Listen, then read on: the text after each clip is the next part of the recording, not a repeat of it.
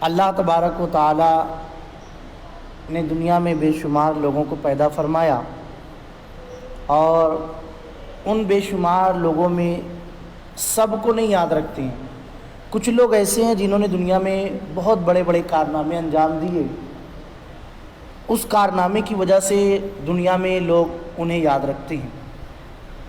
جن کو یاد کرا جاتا ہے انہی میں سے ایک نام حضرت شیخ شرف الدین سعدی شیرازی رحمۃ اللہ تعالیٰ علیہ کا بھی ہے، اور شیخ سعدی رحمۃ اللہ تعالیٰ علیہ کی کتاب گلستاں اور بوستاں اور کریمہ سعدی اور بھی دیگر ان کے نعتیہ کلام وغیرہ بھی ہے، بہت مشہور و معروف ہے، بڑے ہی مقبول ترین شاعر ہیں، اور پوری فصاحت و بلاغت اور جادو بیانی ان کے اندر تھی۔ ان کے اشعار حکمت سے بھرے ہوئے ہیں، اور ان کے اشعار پڑھنے کے بعد سمجھ میں آتا ہے کہ شعر میں اور ادب میں، خاص طور سے فارسی ادب میں، ان کو اللہ تعالیٰ نے کتنی مہارت عطا فرمائی تھی۔ بلکہ ہم لوگ جو کتاب پڑھنے جا رہے ہیں، یہ کتاب بوستاں ہیں۔ عام طور سے بو کہتے ہیں خوشبو کو، اور ستاں جگہ کو بولتے ہیں، جیسے گل ستاں، بو ستاں، قبر ستاں، ہے نا۔ گل ستاں پھولوں کی جگہ، بو ستاں خوشبو کی جگہ، قبر ستاں قبر کی جگہ۔ تو یہ باغ کا معنی گلستان اور بوستان ہوتا ہے، باغ ہوتا ہے۔ تو شیخ سعدی رحمۃ اللہ تعالیٰ علیہ نے اپنی کتاب کا نام اس لیے بوستان اور گلستان رکھا کہ جب کوئی شخص باغ میں جاتا ہے تو اسے باغ میں ہر طریقے کے پھول ملتے ہیں، ایک ہی طریقے کا پھول نہیں ملتا باغ میں، ہر طریقے کا پھول ملتا ہے، ہر طرح کی خوشبو ملتی ہے۔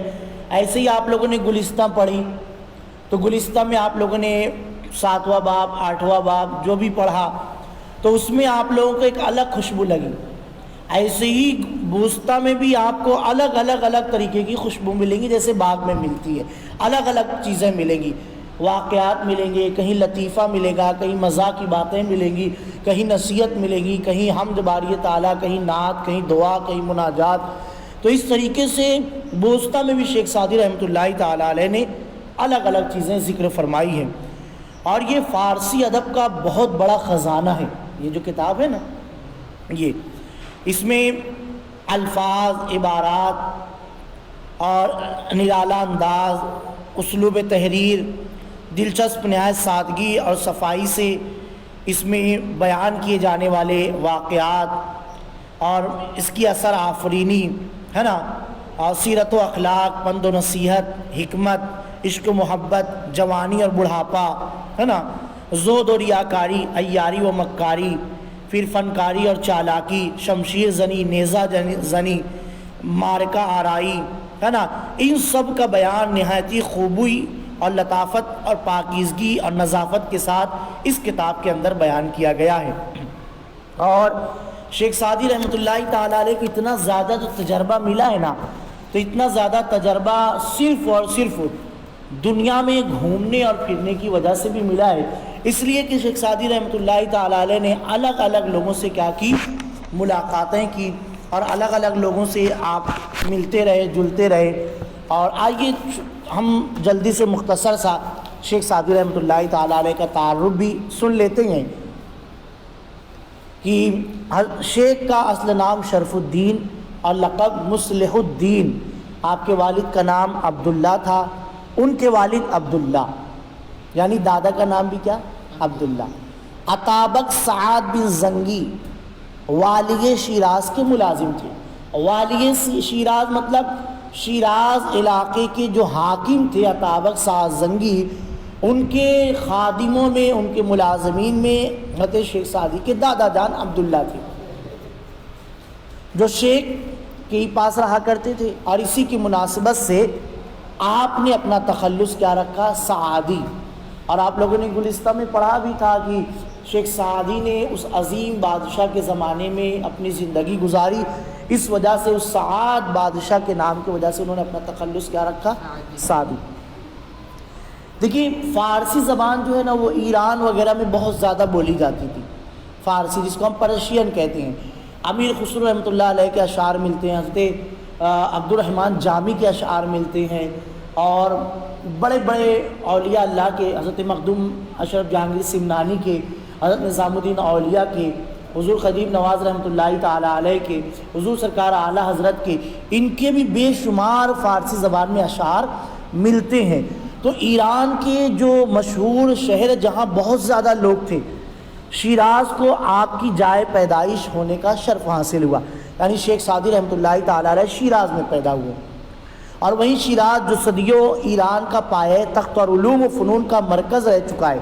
پایہ تخت کا مطلب آپ لوگ یہ سمجھے راجدھانی، کیپٹل، جیسے ہندوستان کی راجدھانی دہلی ہے، مہاراشٹر کی راجدھانی بامبے ہے، تو ایسے ہی ایران کی جو راجدھانی تھی وہ شیراز تھی، اور شیراز کیسا تھا؟ علم و فن کا مرکز بھی تھا، اور اسی علم اور فن کے مرکز میں شیخ سعدی رحمۃ اللہ تعالیٰ علیہ پیدا ہوئے۔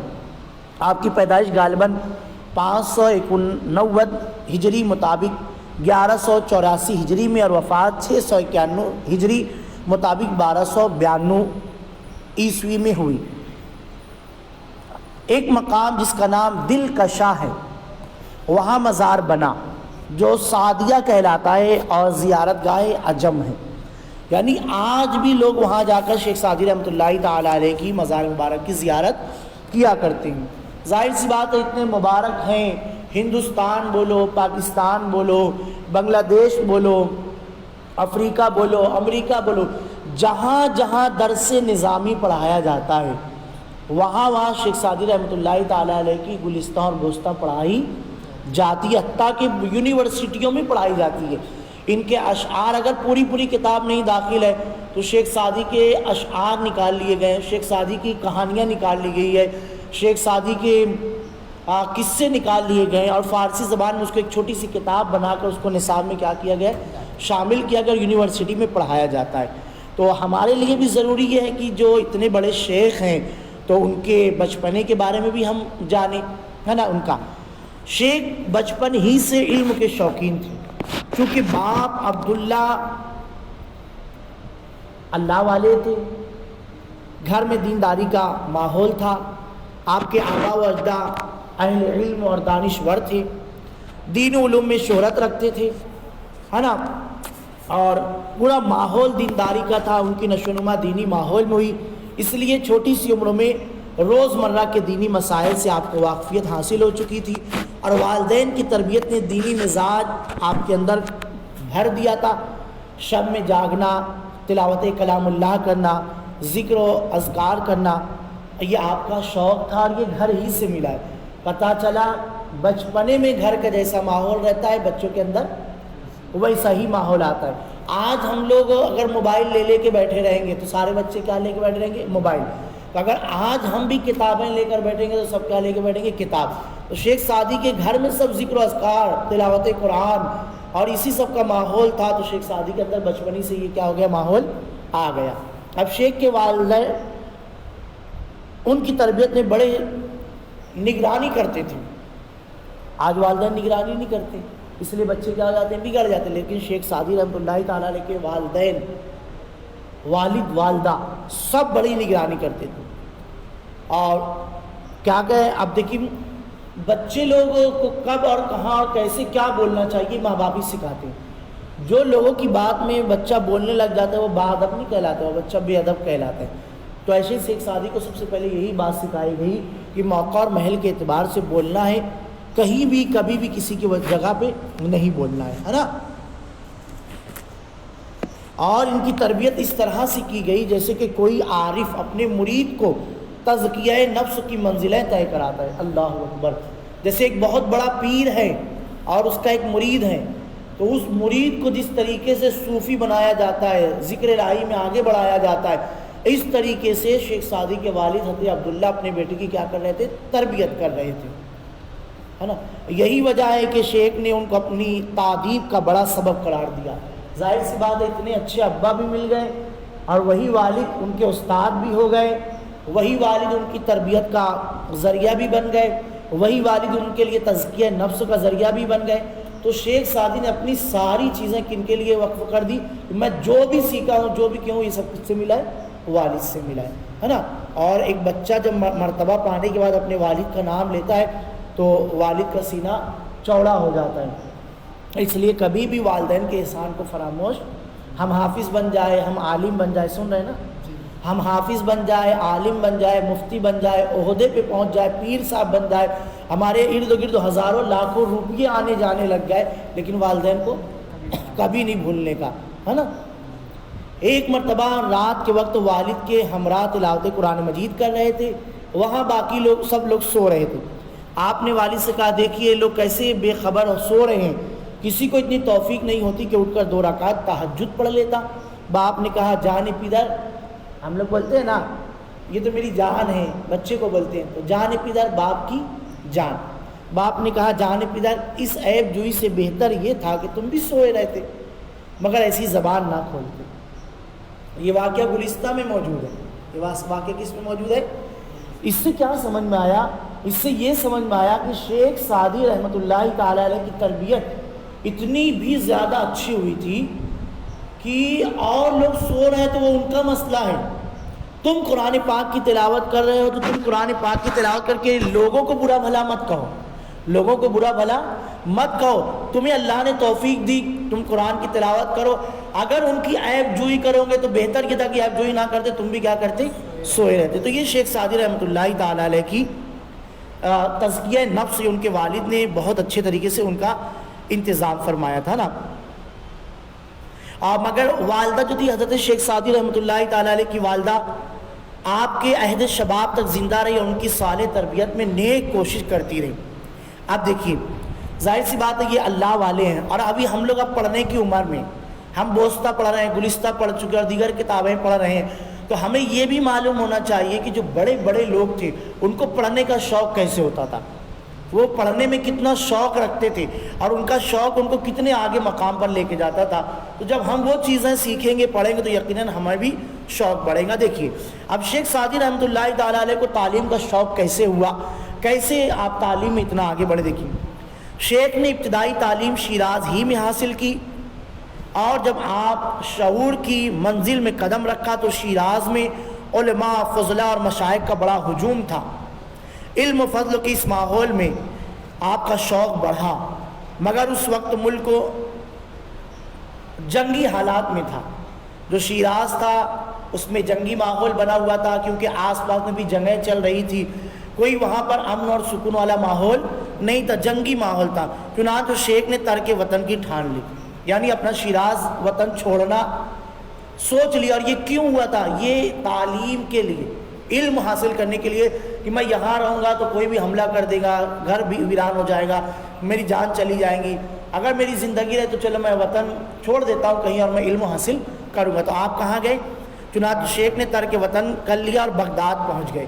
اصل میں بغداد شریف ہمیشہ سے علم و فن کا مرکز رہا ہے، بغداد شریف ہمیشہ سے علم و فن کا مرکز رہا ہے۔ 20-22 سال کی عمر رہی، کتنی؟ 20-22 سال۔ جب یہ بغداد پہنچے، اور بغداد اس وقت تو ہلاکو خاں کے ہاتھوں برباد نہیں ہوا تھا، یعنی جب شیخ سعدی رحمۃ اللہ تعالی علیہ بغداد پہنچے تو اس وقت تو ہلاکو خاں، چنگیز خاں، یہ جو لوگ تھے وہ بغداد میں ابھی تک آئے نہیں تھے۔ بغداد بالکل رونق تھا، بغداد کی رونق قائم تھی، کیونکہ یہ لوگ آ کر وہاں پر رونق کو برباد کیے تھے نا۔ تو ان کے آنے سے پہلے شیخ سعدی کیا کیے تھے؟ وہاں پر پہنچے تھے۔ اب 20-22 سال کی عمروں میں شیخ سعدی رحمۃ اللہ تعالیٰ علیہ وہاں پر پہنچ گئے تھے۔ پھر کیا ہوا؟ اور بغداد ہی اس وقت تو دارالخلافہ تھا، یعنی پائے تخت و راجدھانی بغداد تھا، علم اور فن کا مرکز بھی تھا، علماء کا بھی مرکز۔ دیکھیے علم و فن کا جو مرکز ہوگا تو وہ علماء کا بھی مرکز ہوگا، وہیں پر سب لوگ تھے۔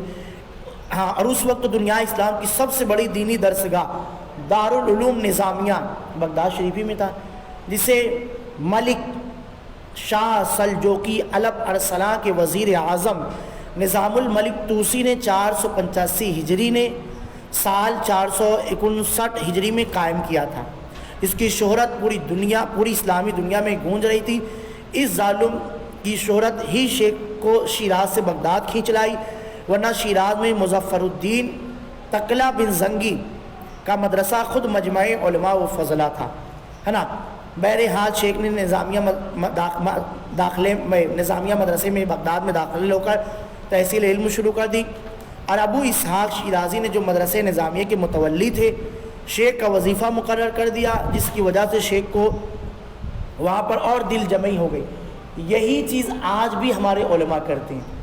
جیسے آپ اگر بریلی شریف میں پڑھ رہے ہیں، مبارک پور میں پڑھ رہے ہیں، علیمیہ میں پڑھ رہے ہیں، امجدیہ میں پڑھ رہے ہیں، جامعہ قادریہ نجم العلوم مالیگاؤں والے میں پڑھ رہے ہیں، آپ بامبے میں آپ پڑھ رہے ہیں، کہیں بھی پڑھ رہے ہیں، تو اگر کوئی بچہ ایسا ہو کہ جس کو پڑھنے کا تو شوق ہے لیکن اب اس کے گھر کے حالات ایسے نہیں کہ بھائی وہ پڑھ سکے، اچانک اس کو بیچ میں سے تعلیم چھوڑنی پڑتی، جب اس سے پوچھا جائے کیوں تو گھر سے پیسہ نہیں مل رہا، اس لیے اب پیسے کے لیے میں کیا کر رہا ہوں، مدرسہ چھوڑ رہا ہوں، تو لوگ یہ کرتے ہیں کہ ٹھیک ہے تو پڑھ، تیری ساری ذمہ داری ہم کریں گے، تو اس سے اس کا دل کیا ہو جاتا ہے، اس طرف سے ہٹ کے مکمل پڑھائی میں لگ جاتا ہے۔ تو یہی حال شیخ سعدی رحمۃ اللہ تعالیٰ علیہ کا بھی تھا کہ جب ان کا وظیفہ وہاں سے چالو کر دیا گیا تو اب ان کا مکمل ذہن دماغ کس میں لگ گیا، پڑھائی میں لگ گیا، اور اسی میں وہ لگے رہے۔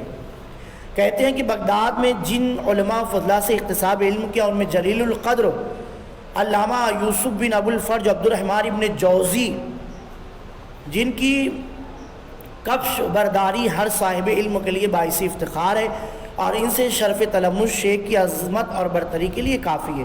یعنی علامہ ابن جوزی ایک بہت بڑے امام ہیں، اور علامہ ابن جوزی نے تو حضرت شیخ عبد القادر جیلانی رحمۃ اللہ تعالیٰ علیہ سے بھی وہ تفسیر کے بارے میں پوچھے تھے، علم تفسیر کے بارے میں حضرت ابن جوزی کو ایک آیت کی 12 تفسیر یاد تھی، لیکن شیخ حضرت حضور غوث پاک رضی اللہ تعالیٰ عنہ کو اور بھی اس کے اوپر 50 سے یاد تھی۔ تو یہ وہ علامہ ابن جوزی ہے۔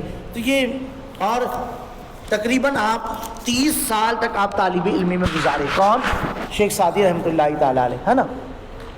اور اس طریقے سے آپ کے اور بھی بہت سارے واقعات ہیں، تو انشاءاللہ وہ واقعات تو ہم لوگ سنتے رہیں گے، اور کل بھی ان کے واقعات سنیں گے۔ ایک واقعہ اور ان کا جو بہت مشہور و معروف ہے وہ سن لیتے ہیں کہ ایک مشہور و معروف ربائی ہر نعت خواں پڑھتا ہے، عربی ہو عجمی ہو کوئی بھی ہو وہ پڑھتا ہی ہے، اور سب کو یاد رہتی ہے۔ اردو کی نعت میں بھی وہ ملا پڑھتے ہیں، بلغ العلا بکمالی کشف الدجا بجمالی حسنت جمیع خصالی۔ کون لکھا ہے؟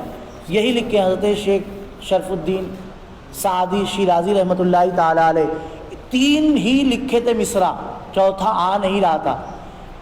آرام کے لیے لیٹے، حضور صلی اللہ علیہ وسلم خواب میں تشریف لائے، اور حضور صلی اللہ علیہ وسلم نے فرمایا اے سعدی تم نے جو ربائی لکھی ہے وہ مجھے سناؤ۔ تو انہوں نے سنائی، بلغ العلا بکمالہ کشف الدجا بجمالہ حسنت جمیع خصالہ، اتنا ہی سنایا۔ تب حضور صلی اللہ علیہ وسلم نے فرمایا اس کے آگے؟